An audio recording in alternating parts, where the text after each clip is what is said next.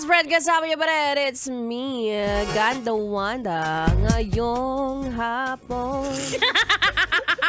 Unang araw ng 2025. Ayan, sa mga gustong magbago. Start na ha. Start na. Baka yung iba sasabihin dyan, tanga hindi pa start, hoy. May hangover pa ako sa kagabi. Bukas na lang, hindi pwede. Ngayon na po ang simula, minsan, hindi naman required na magbago ka.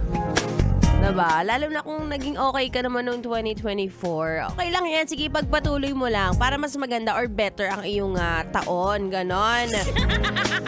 Diba? Kasi mamaya okay ka naman as a person tapos may gusto kang baguhin dahil trending. Diba? Dahil New Year lang, may gusto kang baguhin pero wala naman talaga dapat, ganon.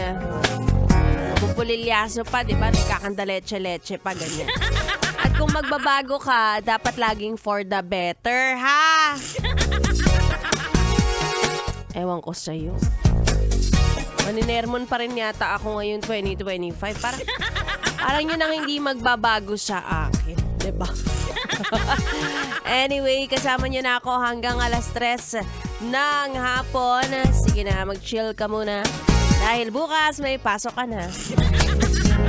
Ituloy muna natin ang ating tugtugan dito lang sa station number 1 sa Kalokohan. 101.1 Yes FM Solid.